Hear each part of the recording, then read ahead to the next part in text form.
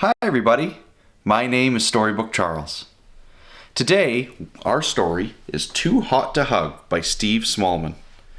Today's story talks about finding solutions to problems and accepting things even when they're a little different. I hope you like it. On the coldest day of a cold, cold winter, Ryan was high in the mountains searching for firewood. His fingers were blue, his nose was purple, and he still hadn't found a single stick. Then, through the swirling snow, he saw a cave. It looks warm in there, he thought. Maybe there's a fire. So he went inside. There wasn't a fire, just a big golden egg. And it was hot, hot water bottle hot. Ryan picked up the egg and felt its warmth spread from his nose to his toes. Ah, he sighed. Then he thought of his poor mom and dad in their freezing cottage. He put the egg in his basket and hurried home. "Look what I found," said Ryan. "What is it?" asked Mum. "Warm," said Dad, and he smiled for the first time that week. But just then, tap, tap, crack, out hatched a baby fire dragon. "Wow," said Ryan. "Ooh," said Mom. "No, no, no," cried Dad. "No dragons. They're nothing but trouble. You'll have to take it back right now."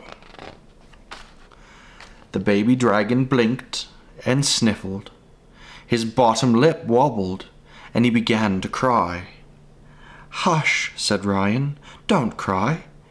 And he gave the little dragon a big hug. "Oh, he's as warm as toasted crumpets," gasped Ryan. "You try, Mom." So Mom hugged the dragon. Even Dad hugged the dragon. "Can we keep him, Dad?" asked Ryan. "We can call him Crumpet." All through the winter, Crumpet the dragon kept the family warm and snug. He dried the laundry. He warmed the beds. He even made the toast.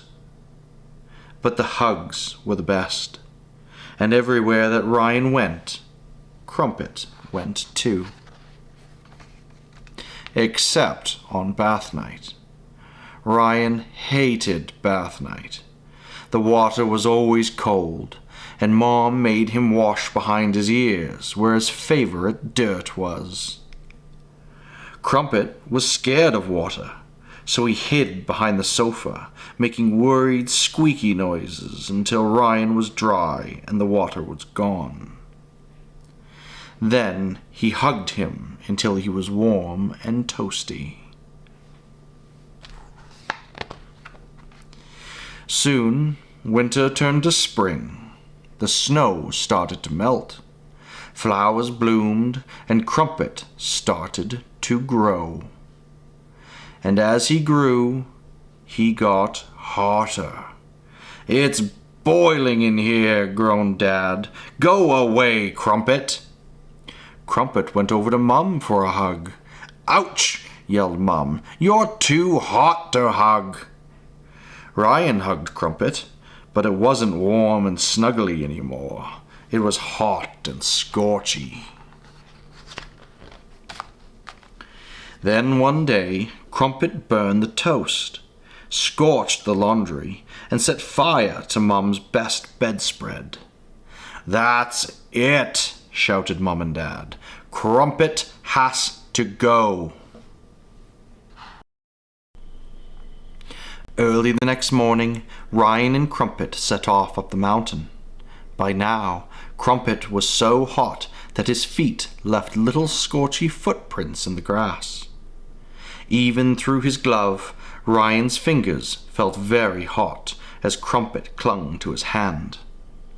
Then, as they reached the bridge, Crumpet saw the water and gripped Ryan's hand even tighter. "Ow!" Ow! Crumpet slipped backward and fell into the water with a wee plop. Psst. Crumpet! Yelled Ryan, but Crumpet had disappeared in a cloud of steam.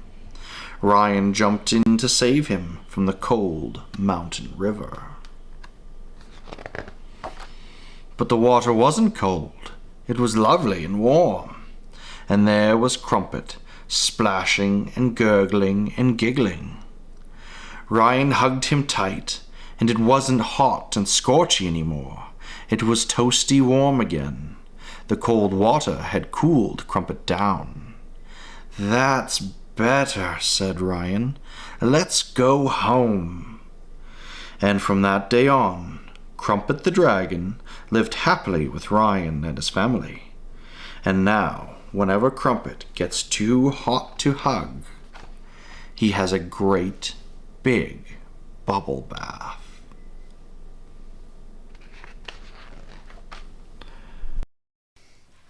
Wow, I wish I had a fire dragon.